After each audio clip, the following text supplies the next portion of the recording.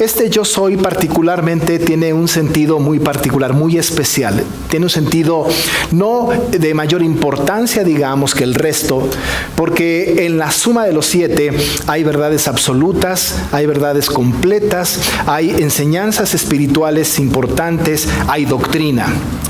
Pero este yo soy particularmente, yo soy la resurrección y la vida, es importante para nosotros y casi siempre recurrimos a él, no necesariamente en cualquier circunstancia, pero casi siempre recurrimos a él en momentos como la pérdida de un ser querido, normalmente. Hemos hablado, por ejemplo, en los funerales, y yo he atendido cientos de funerales quizá, pero no hemos hablado en funerales al respecto de que, por decir algo, es la última morada. Hablamos de esto. Decimos, por ejemplo, bueno, la persona que falleció, vamos al sepulcro, ¿no? Allá en su caja, y decimos, esta es su última morada. Como si nosotros le condenáramos a estar en la caja eternamente, pero de ninguna manera. En realidad, el que muere, cuando va a la tumba, esa tumba no es su última morada, no para el creyente especialmente. La última morada del creyente no se queda en una caja, ni en la tierra hecha polvo. La última morada del creyente es en la presencia de su Señor por siempre. Pero esta convicción que tenemos o que debemos tener los creyentes, y por eso nos gozamos cuando un ser querido fallece, aun y cuando hay tristeza, hay un dolor en el corazón, ciertamente hay una convicción de que nuestro ser querido no está justo en una morada terrenal, sino que está ahora en una morada celestial. Y nos gozamos por eso, lloramos por la pérdida de un ser querido, es normal, está bien hacerlo. Pero nosotros, como dice la palabra, Pablo a los tesalonicenses, nosotros no nos entristecemos como los que no tienen esperanza. Nos entristecemos como los que sí tienen esperanza. Nos entristecemos por el ser querido que se fue, pero sabemos que hay esperanza. Pero la gran pregunta que surge entonces cuando repetimos un pasaje de esta naturaleza es: ¿en dónde radica la esperanza? ¿Cuál es, pues, la esencia de la esperanza? ¿Por qué nosotros podemos tener semejante convicción de que una persona cuando fallece, y ahora que estamos hablando de la resurrección de Lázaro, cuando fallece tenemos esperanza? Esperanza que Marta no tenía, esperanza que tuvo que tener después de esta conversación con Jesús. Pero la esperanza que nosotros los creyentes tenemos respecto de los seres queridos que mueren en el Señor es una esperanza que viene de una sentencia como esta, de una verdad absoluta como esta, en una oración maravillosa como esta, cuando escuchamos no a alguien interpretar a Jesús, sino escuchar directamente a Jesús: yo soy la resurrección y la vida. El que cree en mí, aunque esté muerto, vivirá. Ahí está, pues, la esperanza. Pero cuando hablamos de ese asunto, enfocamos, pues, nuestra esperanza solamente en los funerales. Y vamos sobre este punto, sobre la pérdida de un ser querido. Pero no hay cosa más equivocada que enfrascar este pasaje solamente en este rubro de los muertos, sino que este texto no solamente habla de aquellos que mueren en el Señor, sino que habla también de los que viven en el Señor. Y es importante que tengamos nosotros el enfoque completo de este maravilloso yo soy. Hemos hablado ya de yo soy el pan, yo soy la luz, yo soy la puerta de las ovejas, yo soy el buen pastor. Pero ahora tenemos que analizar este maravilloso yo soy que hemos ya iniciado, de yo soy la resurrección y la vida. Próximo domingo estaremos hablando de yo soy el camino y la verdad y la vida, y luego terminaremos con yo soy la vid verdadera. Pero este nos compete ahora y este toma nuestro tiempo ahora. Cuando hemos hablado de los otros yo soy, especialmente yo soy el pan, yo soy la luz, etcétera, yo soy el buen pastor. Hemos dicho que desde el punto de vista de la interpretación bíblica y para asuntos de entender el texto, lo ubicamos no solamente en el contexto bíblico, de texto, lo que dice el texto antes y después, sino que también lo ubicamos en los eventos, en la historia, lo que está sucediendo. De tal manera que cuando estábamos pensando en el asunto de la alimentación de los 5,000, y cuando estamos hablando de que el Señor da a sus discípulos, da a la gente de comer, Él interviene, Él habla, y Juan lo narra acerca de que Él dice, bueno, pues yo soy el pan de vida.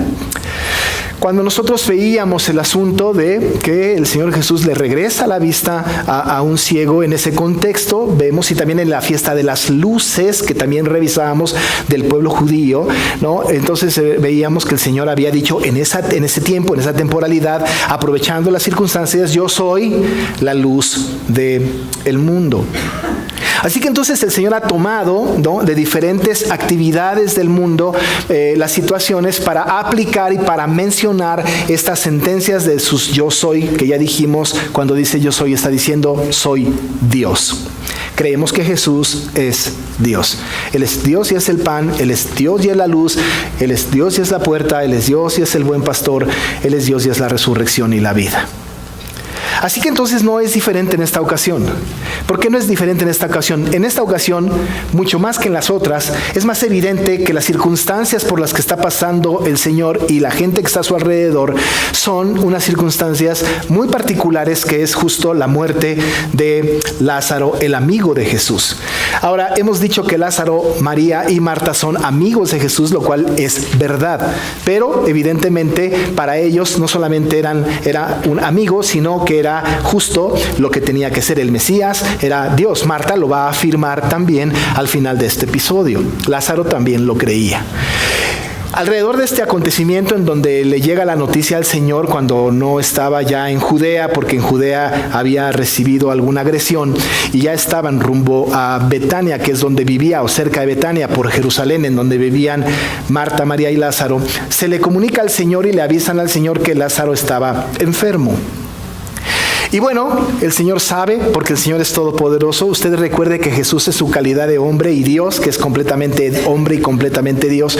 Él es, siendo su calidad de Dios, Él es omnipresente, Él es omnisciente. No hay una noticia que al Señor Jesús le pueda sorprender. No podemos nosotros especular y decir que el Señor no se había enterado de la enfermedad de Lázaro, y no podemos especular de que el Señor no se había enterado o no sabía de la muerte de Lázaro, y mucho menos podemos especular si Él sabía o no si resucitaría o no. Él sabía todas estas cosas, claro, porque es Dios. Pero le llega la noticia, una noticia que Él sabe. Incluso yo iría más allá en el asunto doctrinal. No solamente que Él sabe, sino que Él fabrica para su propia gloria. Como lo dice, esta enfermedad no es otra cosa que para la gloria del Señor. Así que es algo que el Señor no solamente sabe, sino que desde el punto de vista del conocimiento doctrinal y teológico de la Biblia, podemos decir que casi Él fabrica. Desde antes de la fundación del mundo, el decreto estaba en ese momento en que Lázaro tenía que enfermar, tenía que morir y tenía que resucitar. No es un asunto que va a sorprender a la historia de Dios, porque Dios es el Dios de la historia. Así que entonces le recibe la noticia de la enfermedad de Lázaro. Le dice a sus discípulos, tenemos que regresar para ver a Lázaro. Todavía los discípulos le dijeron, Señor, pero ¿cómo quieres regresar si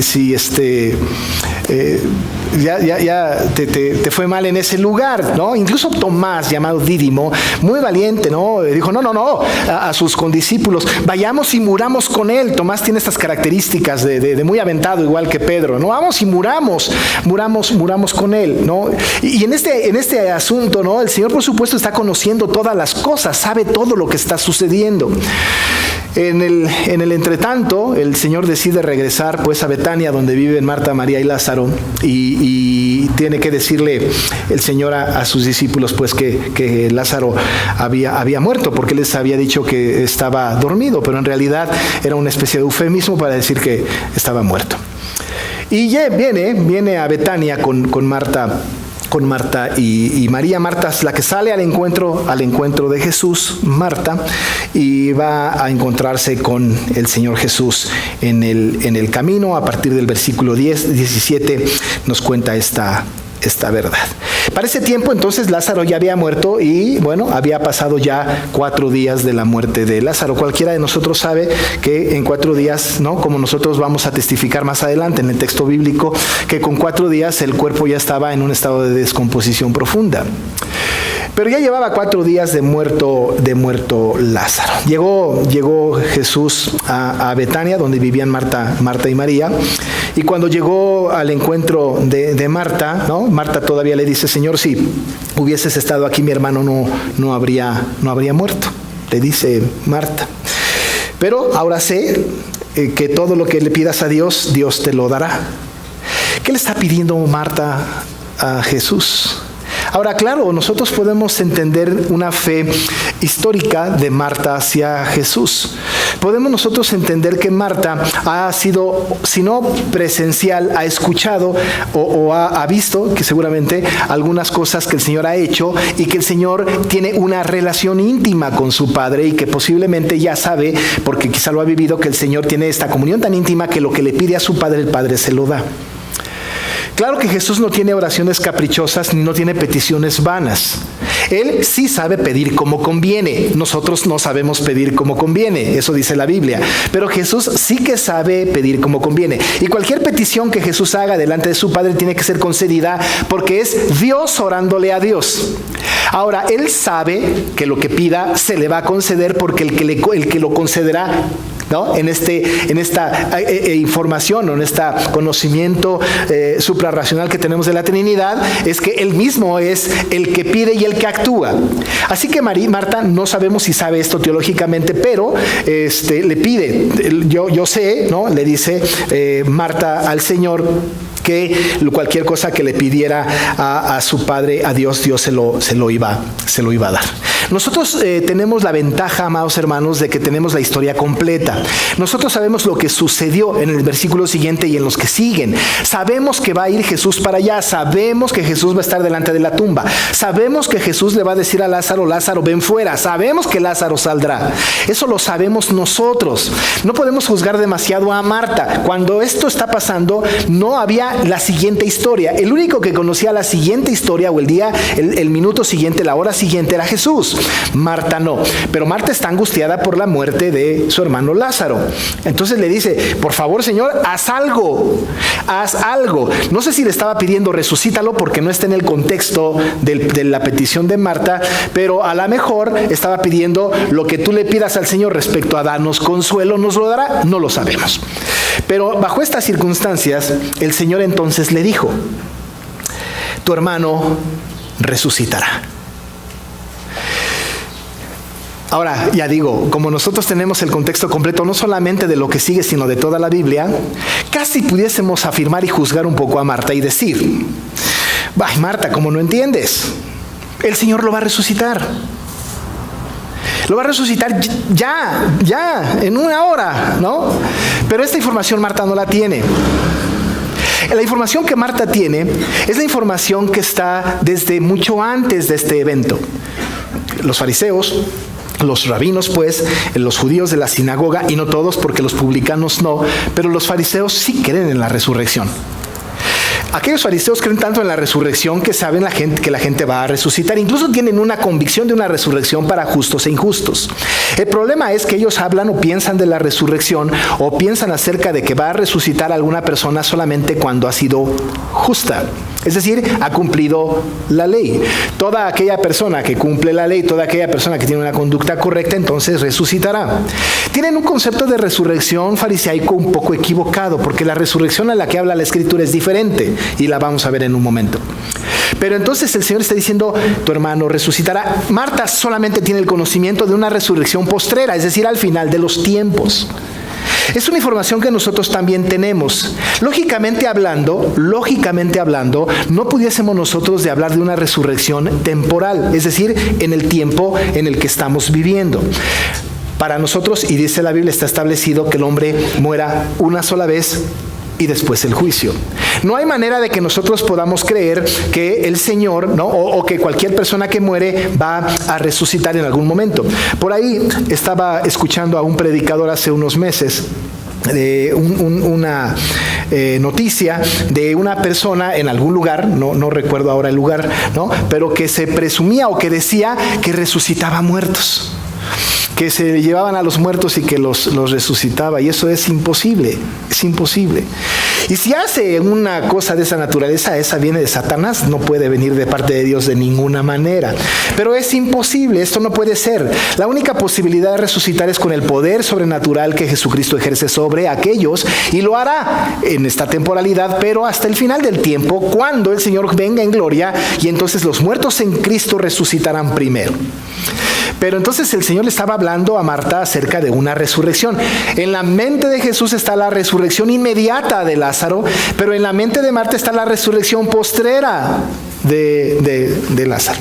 Tanto así que Marta le dice: yo sé que resucitará en la resurrección en el día postrero. En el día postrero. El Señor no le llama la atención, no le regaña, ¿no? Pero entonces, después de que Marta tiene esta información, el Señor le va a dar una lección maravillosa, llena de un contenido doctrinal que verdaderamente es hermoso.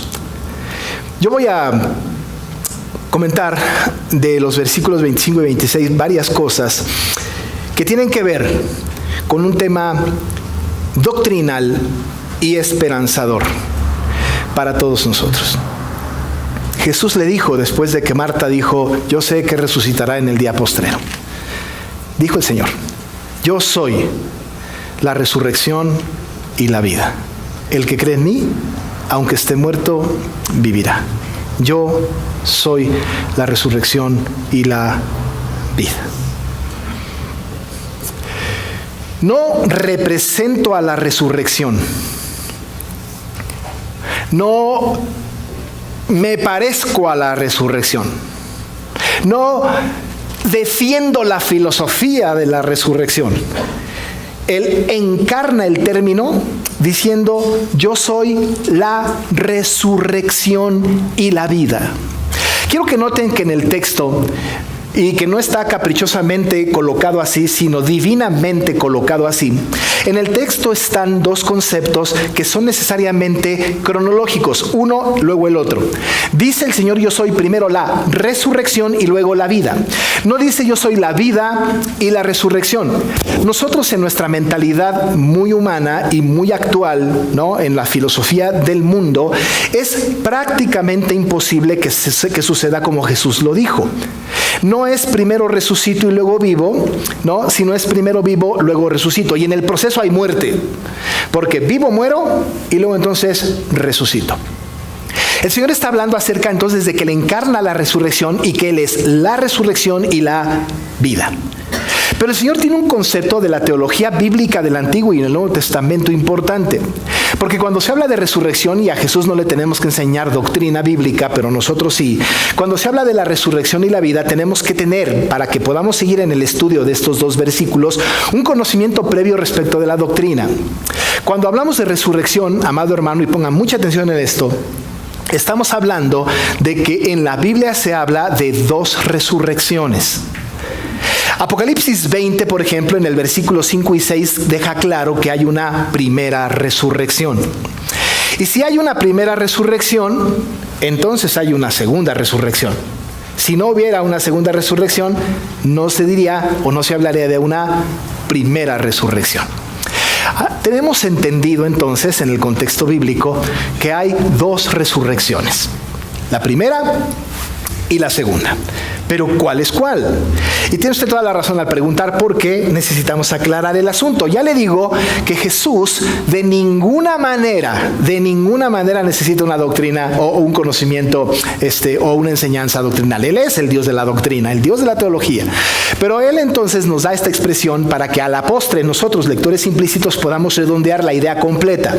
Marta, por cierto, también. María, sin lugar a duda, y los discípulos que están alrededor tienen que aprenderlo porque es el conocimiento bíblico y se está sistematizado en todo el Nuevo Testamento. La primera resurrección. Ya dijimos que para resucitar hay que morir o estar muerto. Así que entonces la primera noticia que nosotros tenemos en la historia de la Biblia, en la teología del Antiguo Testamento, ¿no?, y de esto voy a hablar en la tarde, por cierto, es que nosotros hemos nacido muertos. Por cuanto todos pecaron, están destituidos de la gloria de Dios. La paga de pecado es muerte.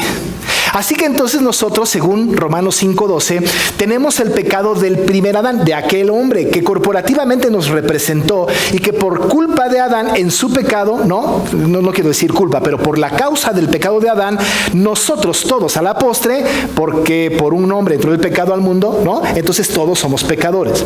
Ninguno de los que estamos aquí nacimos vivos, valga la expresión. Estamos hablando en términos teológicos. Nacimos espiritualmente muertos.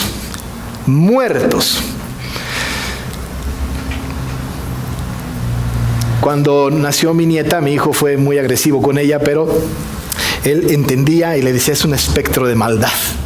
Nació muerta, mi nieta. Y yo digo, es que estaba tan linda mi nieta. ¿Cómo? Tan inocente. Pues de inocente no tenía nada. Ninguno de nosotros nacimos bajo una condición de inocencia. Ninguno de nosotros nacemos, pues, con alguna posibilidad de estar vivos. Nacimos muertos. Éramos como muertos que caminan. Caminábamos, nos movemos, hicimos, pero estábamos muertos. Pablo a los Efesios en el capítulo 2 dice esta verdad.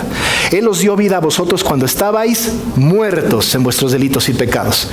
Hemos entonces nosotros de entender que nacimos muertos.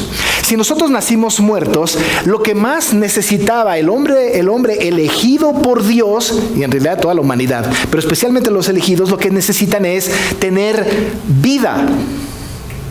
Eso es lo que el hombre necesita, vida, pero está muerto. ¿Cómo se adquiere la vida? ¿Cómo un hombre adquiere la vida si está muerto?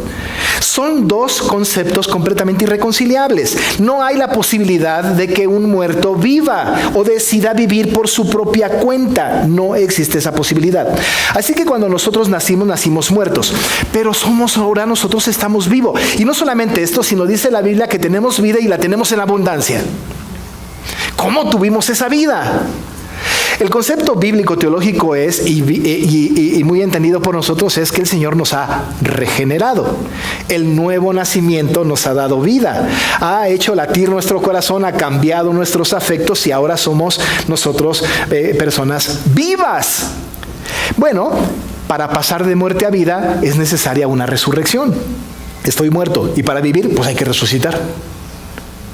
Así que la primera resurrección a la cual se refiere Apocalipsis 20, versos 5 y 6, esa primera resurrección es haber nacido muerto y luego entonces, por la gracia del Señor, con su llamamiento eficaz, me llama, me salva, me convierte mi corazón y entonces resucito de muerte a vida.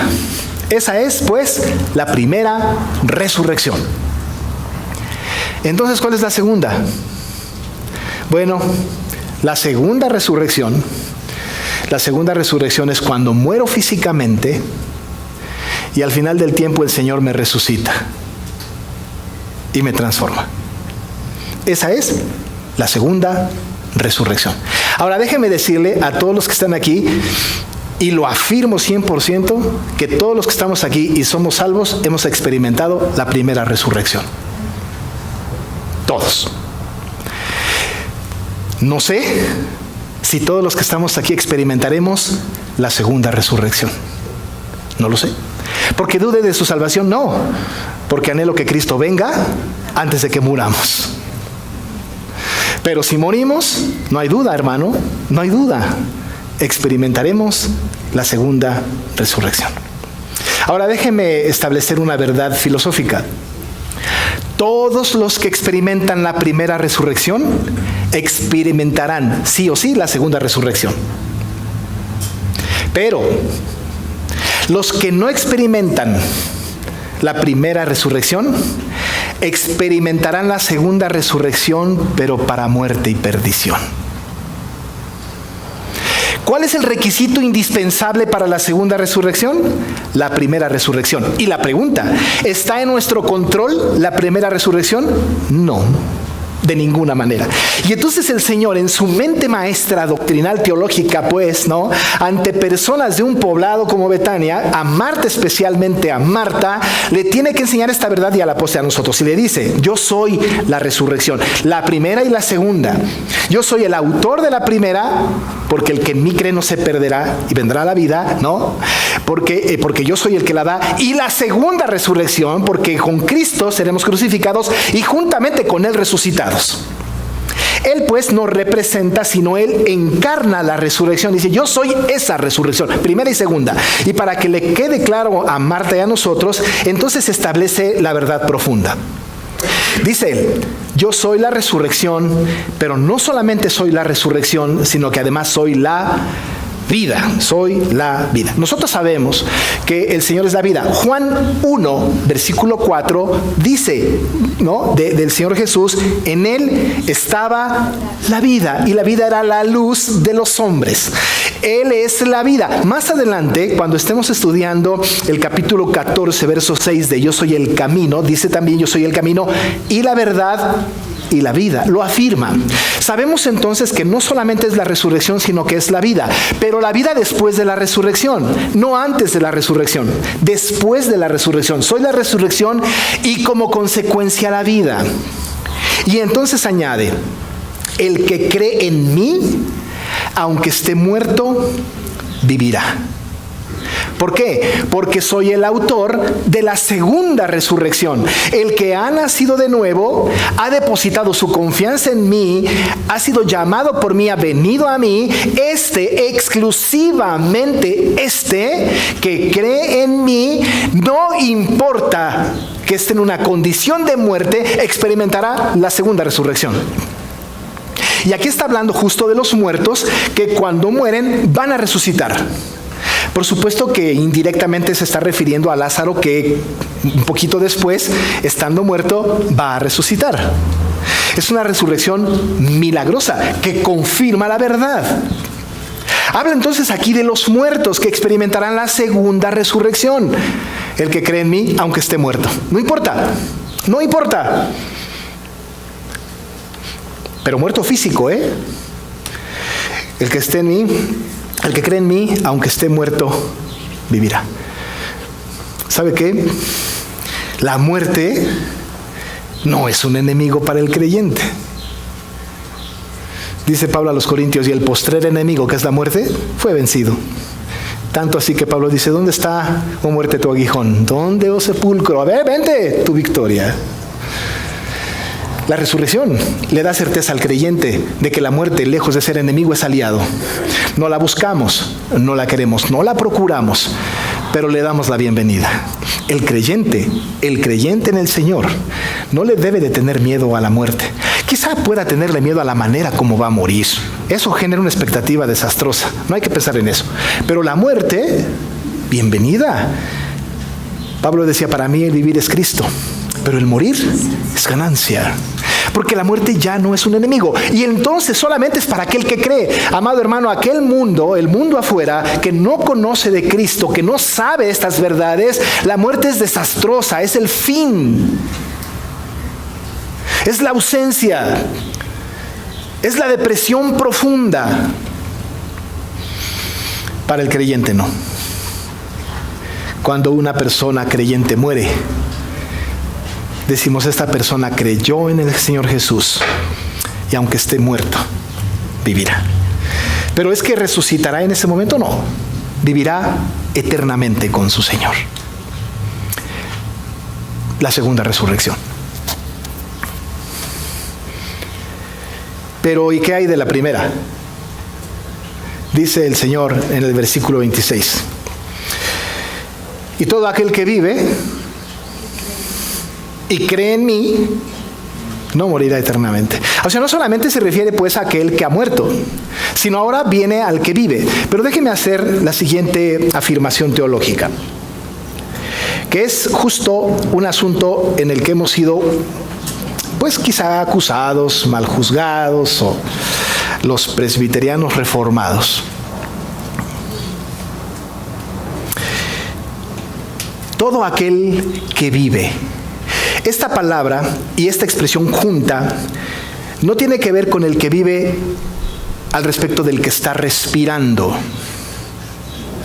No se refiere pues al que respira. Al que vive se está refiriendo al que tiene una vida renovada espiritualmente, pues al que está regenerado. Cuando dice el Señor, y todo aquel que vive, está diciendo, y todo aquel que ha sido regenerado, Y lo sé no solamente porque quiero caprichosamente encajar una doctrina de expiación limitada en el texto, sino porque la Biblia tiene toda la certeza de esta verdad.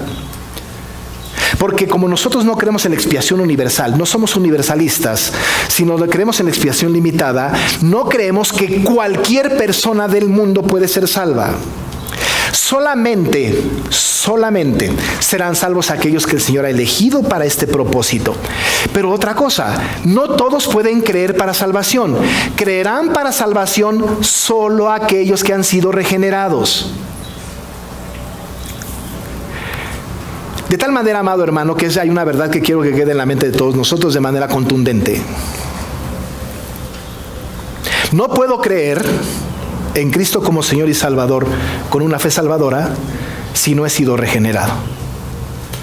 Primero soy regenerado, luego creo. El mundo hoy dice, no, primero crees y luego eres regenerado. El mundo dice, tú primero cree, acepta a Cristo, luego entonces, ¿no? Si tú crees en Él y Él toma en cuenta tu fe, te regenera.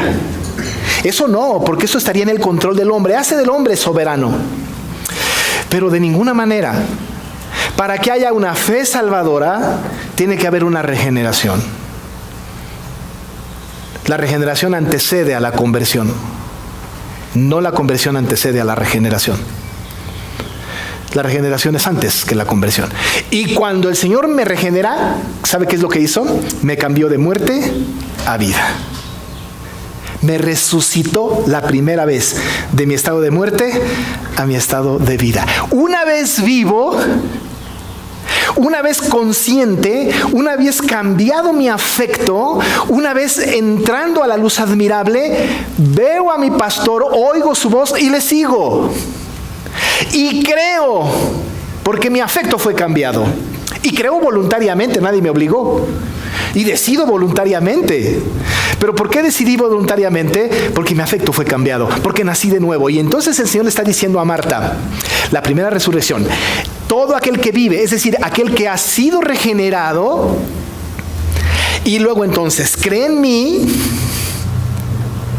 no morirá eternamente. Pero solo ese tipo de personas, no cualquiera. No cualquiera. ¿Sabe cuántas personas en la época de Jesús dijeron haber creído en Cristo? Un montón. ¿Sabe que mucha gente se perdió, aún habiendo hecho una confesión de que creía en Cristo? ¿No es cierto que Santiago dijo, tú crees que Dios es uno? El demonio también cree. Y tiembla. ¿Cuántas confesiones hemos tenido de personas que dicen creer en Cristo? ¿Cuántas sectas heréticas hoy día hablan de sus doctrinas hablando de Cristo? No es necesario solamente hacer una declaración pública de una fe que puede ser espuria, pues falsa, sino que aquel que vive, pues, no el que respira, el que ha sido regenerado y cree en mí, dice el Señor, no morirá eternamente. ¿Y sabe qué? Este no morirá eternamente es una figura de lenguaje. Tenemos que tener una clase algún día de hermenéutica, ¿no? Pero hay una figura de lenguaje que se llama litotes. No se la voy a explicar ahora porque está muy largo, apúntela y consúltenla después. Pero litotes. Esta figura es una figura muy interesante. Lo que implica en la figura es no morirá eternamente, es vivirá por siempre. Cuando hablamos de no morirá eternamente, esa es la parte, digamos, dicha a manera de litotes, pero la expresión tiene una implicación mayor. La implicación de la afirmación es vivirá por siempre. No morirá eternamente, la contraparte es vivir por siempre. Así que dice el Señor, todo aquel que vive y cree en mí, vivirá eternamente. Vivirá por siempre. Por siempre. Esto es lo que hace que nosotros tengamos premura para la predicación del Evangelio, amados hermanos. No sabemos cuántas personas en el mundo hay que el Señor ha elegido para salvación. Y necesitamos, no porque el Señor nos necesite, porque no nos necesita, pero tenemos que cumplir con la comisión que el Señor nos dio de ir y predicar el Evangelio, hablarle a otros del amor de Cristo y decirles, Cristo es la salvación, Él es la resurrección y la vida. ¿Quién sabe igual y tú?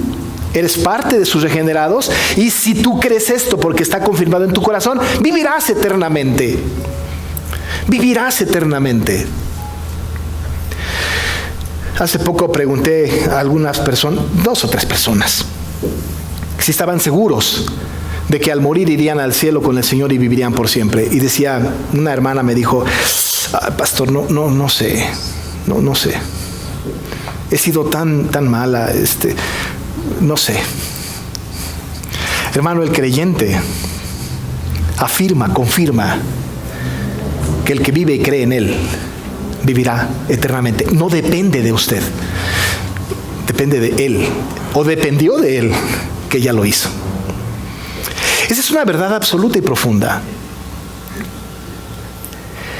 No se requiere entenderlo tanto como creerlo, porque entenderlo es muy difícil. Por eso el Señor, cuando se dirige a Marta, no le dijo, ¿entiendes esto? No le dijo, ¿te quedó clara la enseñanza de doctrina? ¿Es importante la doctrina? Sí, mucho. Es importante entender los conceptos, por supuesto que es importante, pero apeló a su fe.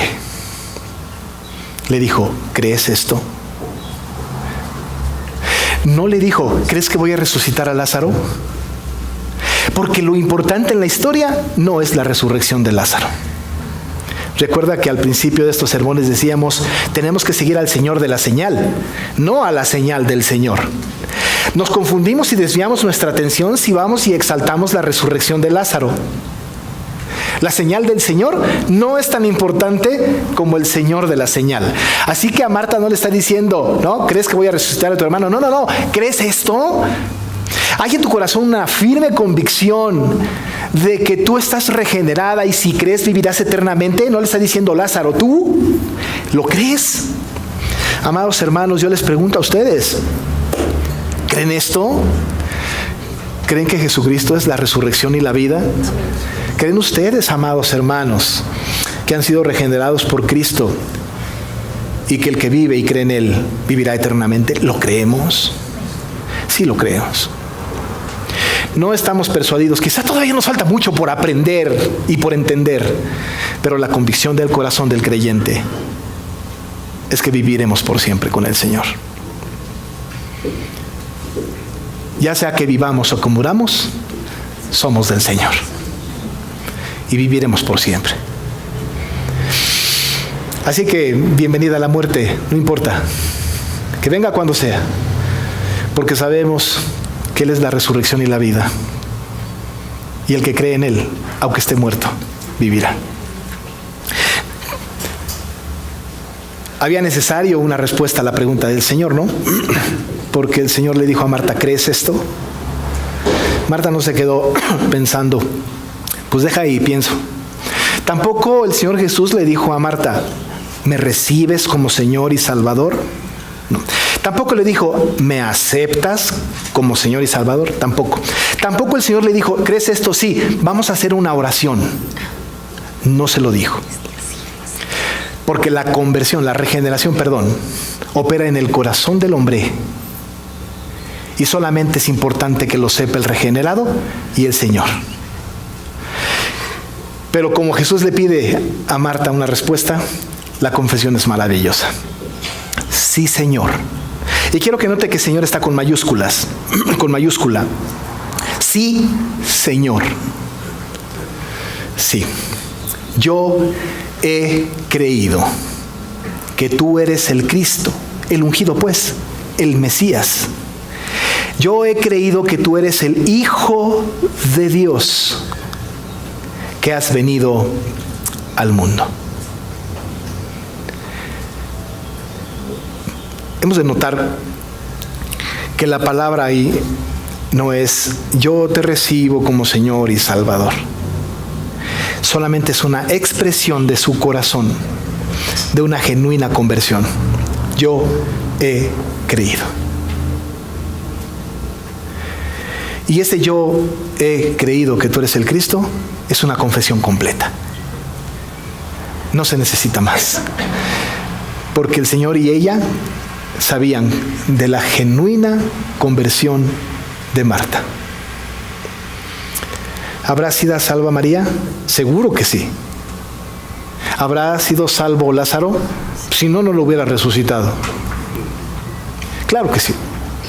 Pero la respuesta de Marta es una respuesta completamente válida, que deja afuera todo método actual evangelístico. Solamente una convicción. Sí, Señor, yo he creído que tú eres, casi dice Dios, que tú eres el Cristo, el Hijo de Dios, que has venido al mundo. ¿Qué hizo que Marta confesara eso?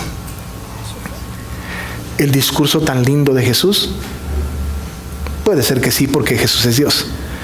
Pero lo que operó en Marta fue que el Señor regeneró su corazón. Y por eso vive, porque estaba regenerada, experimentó la primera resurrección y creyó. Ella era una de las que vivían y creían en Él. Marta ahora tiene la certeza que vivirá eternamente. Después de la enseñanza, Jesús se va a resucitar a Lázaro. Nosotros, hermanos, como iglesia, hemos de valorar que nosotros creemos, no porque nosotros hemos decidido, sino porque el Señor ha implantado, nos ha regenerado, nos ha dado la nueva vida, la primera resurrección, y por eso, solo por eso, hemos creído en Él. Y por eso, todos los que estamos aquí, que hemos hecho esa confesión que nace de un corazón regenerado, viviremos eternamente. Así que, mis amados hermanos, nos veremos por siempre, aquí y en la eternidad. Solo que en la eternidad será en estado de perfección. Aquí nos vamos a seguir peleando un rato, pero allá en perfección, porque hemos creído en Él y porque tenemos vida en su nombre. Vamos a orar. Señor, qué profundas tus palabras. Nosotros, Padre, hemos experimentado a lo largo de nuestra propia historia algunos fallecimientos. Ha muerto gente que amamos. Nos ha dolido mucho. Pero hemos visto, Señor, dentro de nuestros familiares algunos que han muerto y que creyeron en ti, porque tú les diste la primera resurrección. Pues sabemos que aunque están muertos, vivirán por siempre contigo. Esa es la esperanza. Pero nosotros, Señor, que vivimos, que hemos sido pues regenerados, y que por causa de la regeneración hemos creído en ti, sabemos, Dios, que viviremos eternamente. ¡Qué maravilla! Porque no le tenemos miedo a la muerte.